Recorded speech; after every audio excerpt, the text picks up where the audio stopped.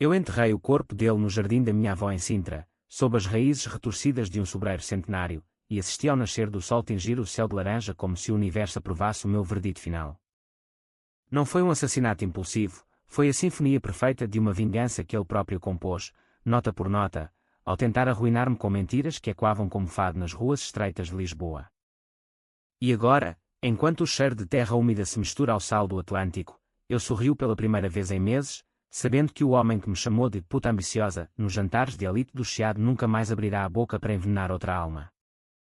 O ar de Lisboa naquela noite de verão era espesso como mel, carregado do perfume das jasmins que trepavam pelas paredes caiadas do Bairro Alto. Eu caminhava pelas calçadas irregulares, o som dos meus saltos ecoando como um desafio contra o burburinho das vozes etílicas que vazavam das tabernas. Aos 28 anos, eu era Inês Moreira, advogada júnior num escritório de elite no Rossio, onde os casos de divórcios bilionários se entrelaçavam com segredos que podiam derrubar impérios. Mas naquela noite, não era o trabalho que me pesava nos ombros, era o olhar dele, fixo em mim como uma âncora enferrujada. Rui Carvalho. O nome soava como um vinho do Douro envelhecido, mas o homem era puro vinagre. Herdeiro de uma cadeia de hotéis que pontilhava a costa algarvia, ele tinha 35 anos, um sorriso que desarmava secretárias e um ego que engolia salas inteiras. Nós nos conhecemos num evento de networking no Hotel Ritz, onde o champanhe fluía como o Tejo e as conversas eram negociações disfarçadas de flertes. Ele se aproximou com um copo na mão, o fato Armani colado ao corpo atlético, e disse: Inês, ouvi dizer que você é a fera dos tribunais. Mas e fora deles? Ainda morde. Eu ri, porque era o que se esperava. Mulheres como eu, solteiras, ambiciosas, com um apartamento modesto no Príncipe Real, deviam rir das piadas machistas para não parecerem difíceis. Mas algo nele me irritou desde o início, o jeito como ele ocupava espaço, como se o mundo fosse o lobby do seu hotel e eu, uma hóspede passageira. Conversamos sobre casos famosos, o divórcio dos banqueiros do Lumiar, o escândalo de corrupção na Câmara Municipal, e ele inclinou-se para mim, o hálito de uísque misturado a colonia cara. Você precisa de um homem que te equilibre, Inês. Alguém que te tire dessa jaula de papéis. Eu recusei o jantar que ele propôs ali mesmo, com um obrigada, mas estou bem sozinha, que sou educado, mas cortante como uma navalha. Ele piscou, como se fosse uma brincadeira, e disse: vai pensar melhor. Mulheres como você não duram solteiras em Lisboa. Saí dali com o coração acelerado, não de desejo, mas de uma raiva surda que eu ainda não conseguia nomear. Era o tom, o pressuposto de que o meu não era apenas uma pausa dramática antes do sim. Dias depois, o veneno começou a gotejar. Primeiro, um e-mail anónimo no escritório: cuidado com a Inês Moreira. Ela dorme para subir na hierarquia. Perguntem ao sócio sénior. Eu deletei, achando ser spam de um ex-namorado amargo. Mas então veio o sussurro no corredor, uma colega, a Marta, com os olhos baixos, murmurou: ouvi uma história sobre ti e o Rui Carvalho. Dizem que recusaste e agora ele está a contar por aí que foste tu quem o seduziu e depois o chantageaste. Meu estômago revirou como as ondas na praia da Conceição em dia de temporal. Eu confrontei-o por mensagem: o que estás a fazer, Rui? Isso é baixo, mesmo para ti. A resposta veio rápida, com emojis de riso: quem, eu? Deve ser inveja, Inês. As pessoas falam. Aceita o jantar e cala as bocas. Era chantagem velada, uma ameaça embrulhada em charme. Eu bloqueei-o, mas o dano já estava feito. No escritório, os olhares mudaram. O sócio principal, o Dr. Almeida, parou de me chamar para reuniões privadas. Os clientes homens riam um pouco mais alto das minhas piadas, como se eu fosse parte do entretenimento. Lisboa, a cidade das 7 colinas, de repente parecia uma teia de aranha, e eu, a mosca que ousara voar sozinha. Eu mergulhei no trabalho para me anestesiar. Casos de custódia, onde mães lutavam por filhos como leões feridos, divórcios onde maridos escondiam fortunas em offshores nas Ilhas Canárias. Cada vitória no tribunal era um bálsamo, mas à noite, no meu apartamento com vista para o Jardim da Estrela, o silêncio me devorava. Eu viajava de comboio para Sintra nos fins de semana, para a casa da minha avó, uma vila escondida entre os palácios de contos de fadas e as brumas do oceano. Lá, sob o sobreiro ancestral, eu desabafava com o vento que uivava como um lamento fado. Avó, Porque os homens acham que o nosso valor é medido em camas e não em batalhas. A avó, com os seus 82 anos e olhos que tinham visto a revolução dos escravos, diria sempre: Inês, a vingança é um vinho que azeda-se guardado demais.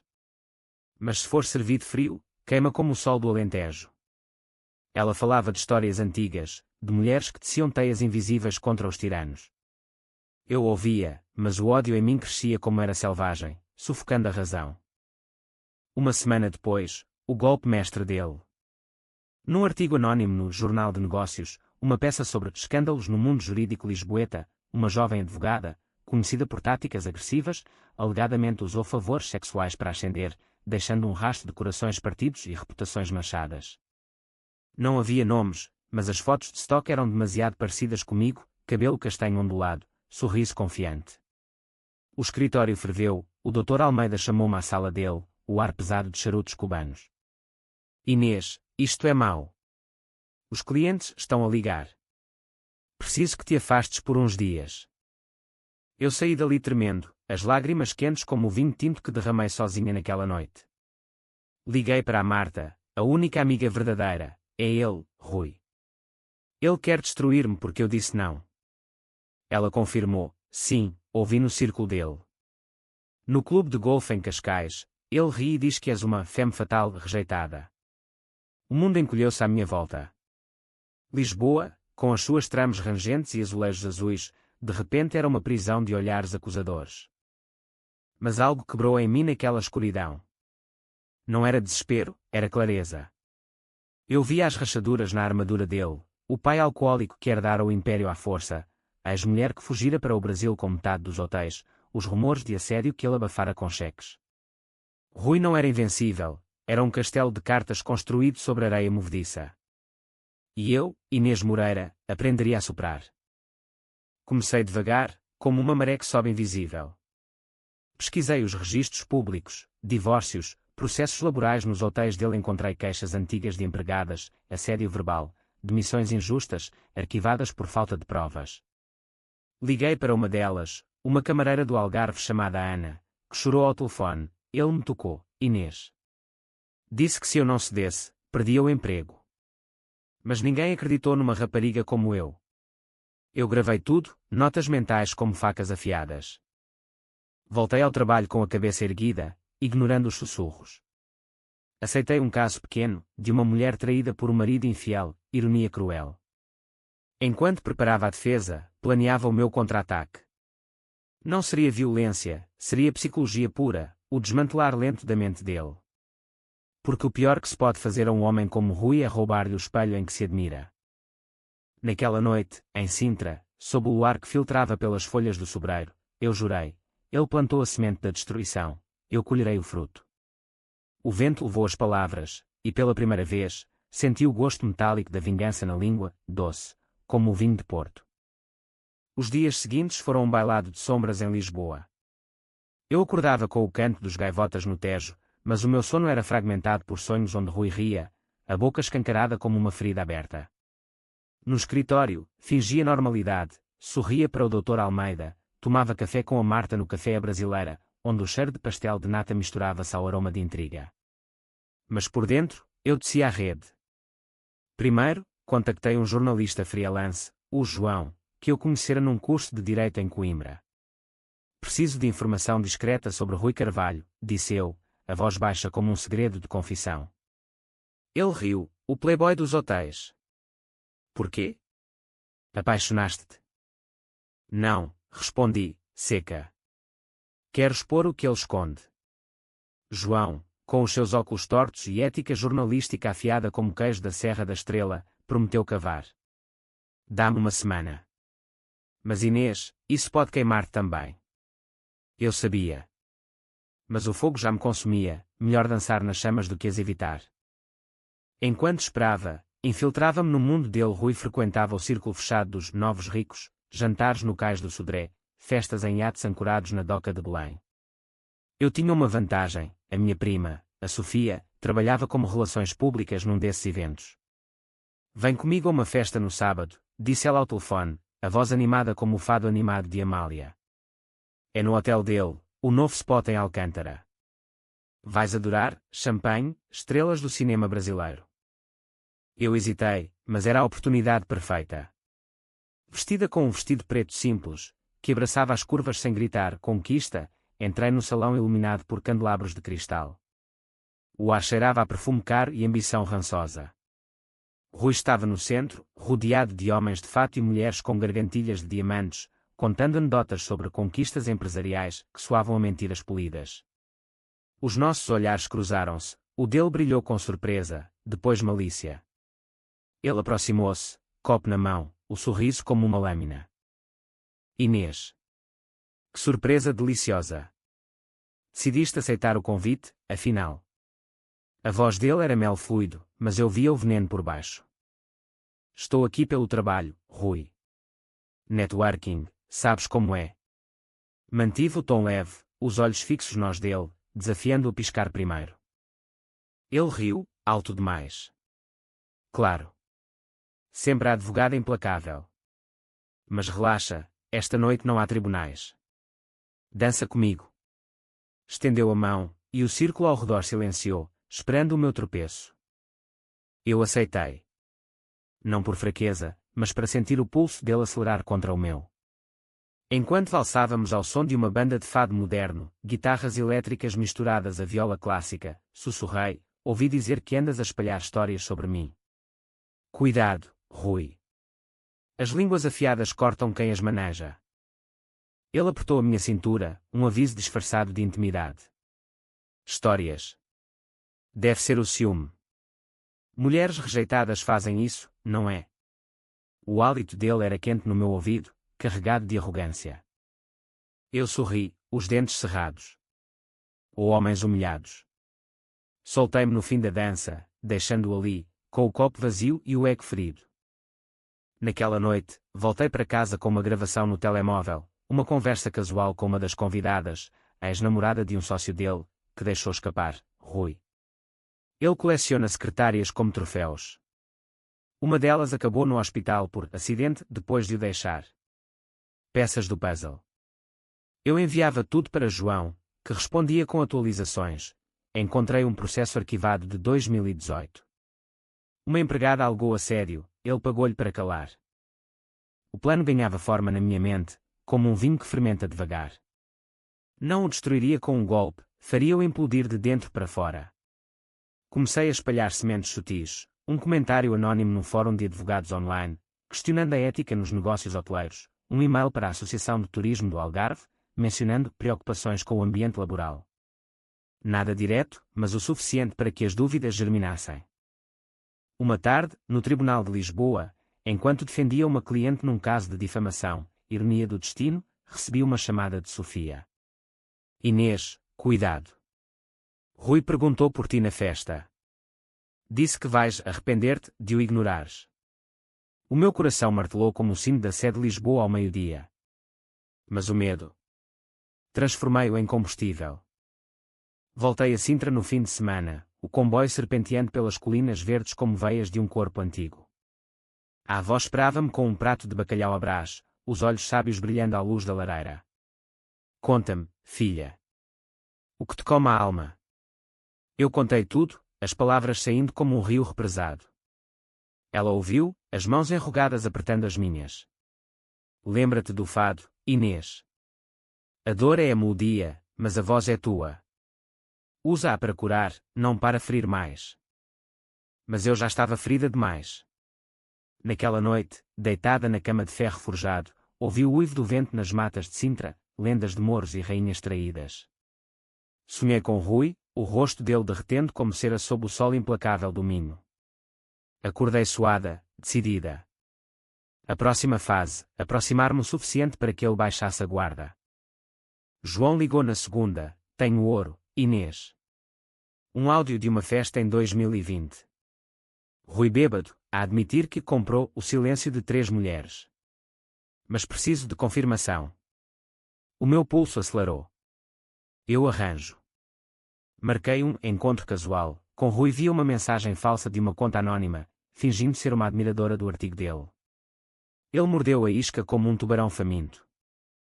O encontro foi num café no Chiado, o ar cheio do aroma de café galão e livros velhos da Bertrand. Ele chegou pontual, o ego inflado. Então, quem és tu? Perguntei, a voz rouca de uma personagem inventada. Ele engoliu a mentira, contando histórias de glória. E então, num momento de fraqueza alcoólica, eu paguei as rondas, ele deixou escapar, as mulheres. Acham que me controlam. Mas eu controlo o jogo. Como aquela advogada, a Inês. Recusou-me, agora chora rios. Eu gravei tudo, o telemóvel escondido na mala. Saí dali com o coração na garganta, mas a vitória pulsando nas veias. Mandava o ficheiro para João, publica. Mas devagar. Quero que ele sinta cada gota. Lisboa acordou para o escândalo aos poucos. Primeiro, um artigo subtil no Público, rumores de irregularidades em cadeia hoteleira de renome. Rui ligou-me furioso, foste tu. Puta vingativa. Eu ri, pela primeira vez genuína. Não sei do que falas, Rui. Mas cuida-te. O karma em Portugal é como o vinho, envelhece bem. O cerco apertava. No escritório, o Dr. Almeida chamou-me de volta. Inês, o artigo sobre ti. Parece que era projeção. Bom trabalho nos casos. A reputação voltava, mas o meu foco era ele. Sofia mandou mensagem, ele está paranoico. Cancela reuniões, briga com o pai. Eu sorria no espelho, vendo não uma vítima, mas uma caçadora. A vingança não era só justiça, era renascimento. E Sintra chamava-me de volta, o sobreiro sussurrando promessas de terra fértil para segredos enterrados. O outono chegou a Lisboa como um manto de folhas castanhas, o Tejo refletindo céus cinzentos que espelhavam o caos na mente de Rui. Eu via-o desmoronar à distância, através de atualizações de João e Sofia, como um espectador num teatro de sombras. Os artigos multiplicavam-se, ex-empregadas acusam herdeiro de assédio, pagamentos silenciosos revelados. Nada o incriminava diretamente, mas as setas apontavam para o seu império. O pai dele, o velho Carvalho, um patriarca de bigode grisalho e mãos calejadas do vinho do Porto, convocou uma reunião familiar em Cascais. Eu soube por uma fonte anônima, uma empregada que eu contactara via João. Naquele domingo, em vez de ir à missa na Basílica dos Mártires como de costume, dirigi até à Vila dos Carvalho, uma mansão branca com azulejos de torres e vistas para o mar agitado. Não entrei, estacionei num mirador próximo, binoculares na mão, um truque de advogada, sempre preparada. Vi-os na varanda, Rui gesticulando furioso, o pai batendo na mesa de mármore, a mãe com o rosário na mão, murmurando preces. Ele gritava algo sobre conspiração feminina, e eu ri sozinha no carro, o som ecoando como um trovão distante. Mas a risada morreu quando pensei no custo. As noites insones, o estômago embrulhado como as estradas sinuosas de Sintra. A avó notara na última visita, Inês, os teus olhos estão vazios como o mar em maré baixa. A vingança come a alma se não a alimentares com luz. Ela cozinhara sopa de cação, o peixe derretendo na boca como memórias de infância, e falara de si própria, como, na ditadura de Salazar, recusaram um oficial que a queria como troféu, e como o ódio quase consumira até ao 25 de abril. Liberta-te, filha. Ou tornar-te-ás como ele.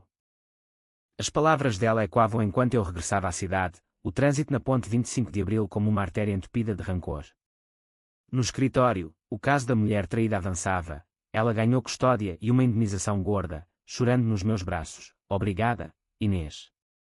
Pensava que era fraca. Eu abracei-a, sentindo o eco da minha própria ferida. Mas o telefone vibrou, mensagem de Rui.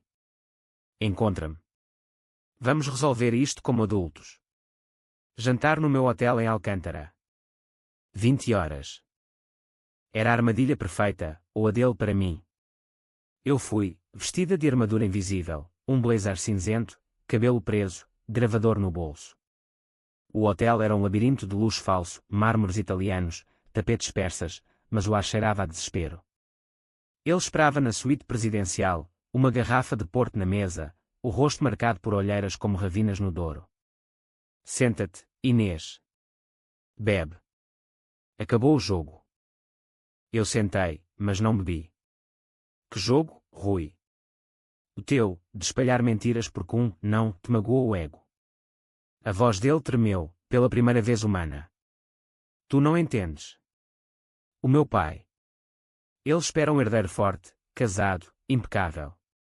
Tu recusaste, e agora é isto, os artigos, as ações a cair. Estás a destruir tudo. Eu inclinei-me para a frente, os olhos nos dele, vendo o pânico nu. Não, Rui. Tu começaste. Chamaste-me de puta nos teus círculos, fizeste-me perder credibilidade. Agora, sinto que é ser visto como vilão. Ele agarrou o meu pulso, os dedos como garras. Para. Eu pago-te. O que queres? Dinheiro. Um cargo.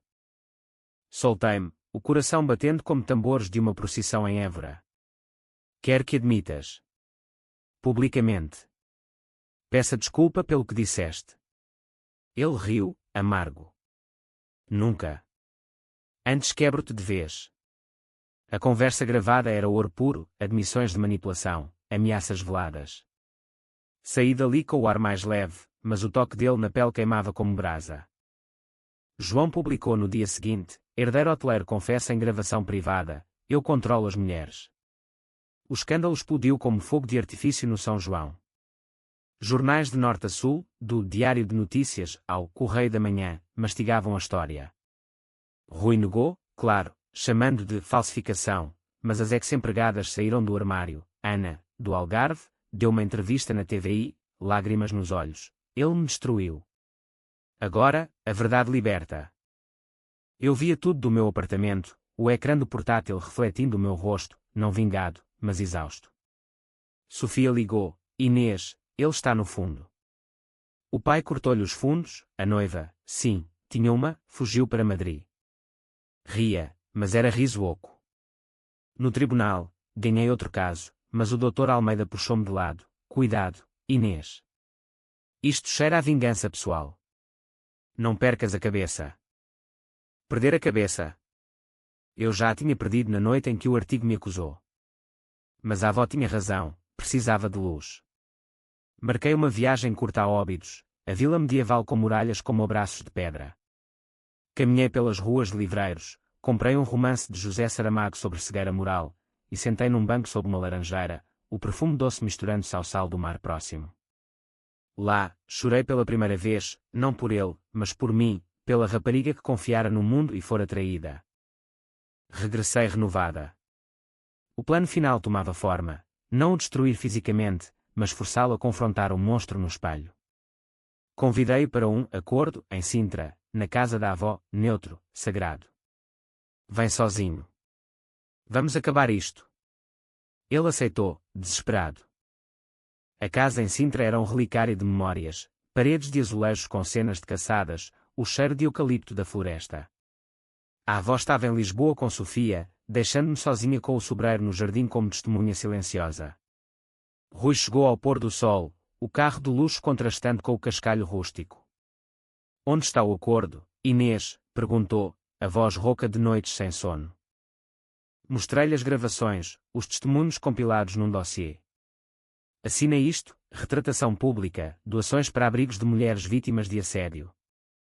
Ou vai para a polícia e os média. Ele empalideceu, o rosto como cera derretida. Tu és um demónio. Mas assinou, as mãos tremendo como folhas no vento de noroeste. Quando ele saiu, o crepúsculo tingia o céu de púrpura. Eu enterrei o dossiê extra, o seguro, sob o sobreiro, as raízes abraçando o papel como segredos da terra. Livre. Quase. Mas o ódio ainda sussurrava. O inverno de 2025 caiu sobre Portugal como um chão de névoa, o Atlântico rugindo contra as falésias de Cascais como o eco do remorso de Rui.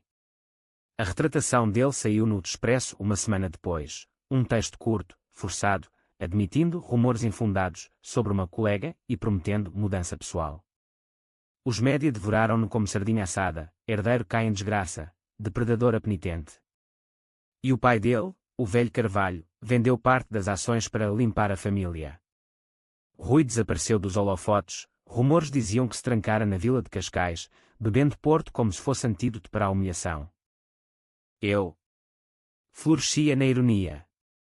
O escritório promoveu uma sócia júnior, o Dr. Almeida batendo-me nas costas no jantar de celebração no Gambrinus. Inês, tens instinto de tubarão. Mas usa-o para o bem. Ri, brindando com vinho verde espumoso, mas por dentro, o vazio persistia. A vingança era doce, sim, como os pastéis de Belém quentes do forno, mas deixava um travo amargo, a certeza de que eu me tornara parte do ciclo. Sofia notou primeiro. Num branche no Time Out Market, com o cheiro de bifanas grelhadas no ar, ela disse: "Prima, estás diferente. Venceste a batalha, mas perdeste o brilho. Ele ainda vive na tua cabeça."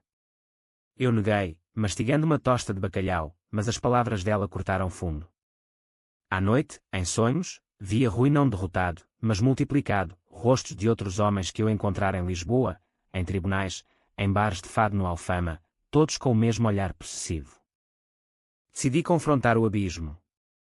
Viajei sozinha para o Algarve, alugando um carro em Faro e serpenteando pelas estradas litorais até à Praia da Marinha, onde as grutas azuis do oceano pareciam bocas abertas em confissão. Caminhei na areia dourada, o sol de dezembro morno como um abraço relutante, e gritei para as ondas: "Eu venci." Porque ainda dói. O mar levou o grito, devolvendo espuma salgada nas minhas pernas. Lá, sentei-me numa rocha, o livro de Saramago aberto. A cegueira é o que nos une, não o que nos separa. Li sobre homens cegos pelo poder, mulheres que teciam resistências invisíveis. Chorei, sal misturando-se a sal, e pela primeira vez, perdoei, não ele, mas a parte de mim que se deixara ferir. Regressei a Lisboa com um plano novo: canalizar a dor para algo maior. Fundei um grupo de apoio para mulheres vítimas de difamação laboral, Vozes do Tejo, reunindo advogadas, jornalistas e sobreviventes como Ana. A primeira reunião foi no meu apartamento, velas acesas contra o frio úmido, chá de ervas da avó fumegando. Marta veio, compartilhando a sua própria história de um chefe mãos longas. Uma jovem estagiária chorou sobre assédio digital. "Inês, tu mostraste que se pode lutar", disse Ana, os olhos brilhando. Senti raízes crescendo, ancorando-me além da vingança. Mas Rui não estava acabado. Uma noite chuvosa de janeiro, o telefone tocou às 2 horas, número bloqueado. A voz dele, rouca como cascalho molhado: "Inês. Preciso de ti. O meu pai. Ele sabe de tudo. Vai deserdar-me. Ajuda-me, por amor de Deus." Silêncio na linha, só o tamborilar da chuva nas janelas de sacada. "Porque eu?" perguntei, a voz gelada. "Porque tu vences sempre. És a única que entende o jogo." Riu, um som quebrado. "Ou queres ver-me na rua, mendigando como um sem-abrigo no rocio?" Eu desliguei, mas o sono fugiu. Ele estava no limite, e parte de mim, a sádica, a ferida, queria empurrá-lo. Mas a avó sussurrava na memória: "A verdadeira força é soltar a corda." No dia seguinte, marquei uma reunião com ele, não em Sintra, mas num café neutro em Belém, perto dos Jerónimos que testemunhavam séculos de glória e ruína. Ele chegou destruído, barba por fazer, olhos engestados, o fato amarrotado como alma em farrapos. "O dossiê. Usaste-o contra o meu pai?" perguntou, as mãos tremendo no copo de galão. Neguei, mas mostrei compaixão falsa: "Conta-me a verdade toda, Rui. Talvez haja uma saída." Ele desabafou, o pai alcoólico que o batera na infância, a pressão de herdar o império construído em suor e lágrimas, as mulheres que via como escapes para a solidão. "Eu não sou mau, Inês. Só perdido. O teu não foi o primeiro que doeu de verdade. Fizeste-me ver o monstro." Pela primeira vez, vi o humano, frágil como o fado melancólico de Marisa. Ofereci ajuda, contactos para terapia, um advogado para negociar com o pai. "Mas em troca, trabalha connosco no grupo. Usa a tua voz para mudar." Ele aceitou, olhos úmidos. Saí dali sentindo não triunfo, mas alívio, o ciclo quebrado. Sintra chamou-me de volta na primavera, flores de mimosas amarelas como sol líquido. A avó e eu plantámos novas sementes no jardim, sob o sobreiro que guardava segredos. "Vês, filha? A terra cura o que o ódio envenena." Eu abracei-a, o cheiro de terra e lavanda preenchendo o vazio. Mas o destino, caprichoso como o vento do Cabo da Roca, tinha mais uma reviravolta. Uma carta chegou, convite para um gala de caridade em Lisboa, organizado pelo grupo. Rui seria orador. Eu iria, de cabeça erguida, pronta para o ato final. A primavera de 2025 em Lisboa era um quadro vivo, jacarandás roxos forrando as avenidas do Chiado, o ar leve de maresia misturado ao aroma de bifes no pão das tascas do Bairro Alto. O gala do Vozes do Tejo realizava-se no Convento do Carmo, ruínas góticas abertas ao céu como feridas cicatrizadas, simbolizando resiliência. Eu organizara tudo, luzes suaves, mesas com sardinha assada e vinho alentejano, uma banda de fado contemporâneo tocando hinos de empoderamento. Mulheres de todo o país, de Porto a Faro, enchiam o espaço, vozes outrora silenciadas agora em coro. Rui chegou pontual, transformado, fato cinzento discreto, cabelo curto, olhos claros como se tivesse dormido pela primeira vez em meses. Apertei-lhe a mão na entrada, sentindo o tremor residual. Obrigado por vires, disse eu, genuína. Ele assentiu, é o mínimo. Depois de tudo. Mereces. O terapeuta que eu recomendara, um homem calmo de Coimbra, trabalhara milagres, ele falara em sessões de grupo, admitindo falhas sem o escudo do ego. O evento fluiu como o Tejo ao luar, discursos de sobreviventes, leilões de arte local, um azulejo pintado por uma vítima de violência doméstica arrematado por 1000 euros. Quando chegou a vez de Rui, o salão silenciou. Ele subiu ao palco improvisado entre as colunas quebradas, microfone na mão trêmula. Boa noite. Chamo-me Rui Carvalho, e fui o vilão na história de muitas mulheres. Incluindo a de Inês Moreira. Murmúrios percorreram a multidão, eu fiquei na primeira fila, coração batendo como tambor de procissão. Ele continuou, voz firme, tentei destruir a reputação dela porque o meu ego não suportou um não. Era um homem fraco, criado num mundo que recompensa a dominação. Mas Inês não revidou com ódio, mostrou-me o caminho de volta à humanidade. Hoje, dou os lucros de um hotel para este grupo, e comprometo-me a mudar a cultura nos meus negócios. Lágrimas nos olhos de algumas, aplausos hesitantes, depois trovejantes. Ele desceu, e uma mulher, não Ana, mas outra, aproximou-se, obrigada. Pelo exemplo. Eu confrontei depois, num canto sombreado pelas ruínas. Foi sincero? Perguntei, olhos nos dele. Ele sorriu, triste, sim. E tu? Perdoas? Hesitei, o peso da jornada como as pedras antigas sob os pés. Perdão não apaga cicatrizes, Rui. Mas aceito que mudaste. Vamos em frente. O gala acabou em festa, dança sob as estrelas, risos e quando nas arcadas. Sofia puxou-me para a pista, girando-me ao som de uma morna cabo-verdiana misturada a fado. Prima, olha para ti. Rainha das cinzas. Ri, sentindo o fogo interior não como destruição, mas como luz. Mas a mente humana é um labirinto, e a minha ainda guardava sombras. Dias depois, um e-mail anónimo, fotos granuladas de mim no gala, legendadas, a Vingadora, mas quem ela destruiu mesmo? Paranoia. Ou resquício dele? Ignorei, focando no grupo, agora com parcerias em tribunais, workshops em escolas do Alentejo Seco. A avó adoeceu nessa altura, uma pneumonia traiçoeira como um nevoeiro de Sintra. Corri para lá, o comboio deixando um rastro de preocupações. Na vila, ela jazia na cama, pálida como porcelana de vista alegre, mas os olhos ainda faiscavam. Inês. O sobreiro.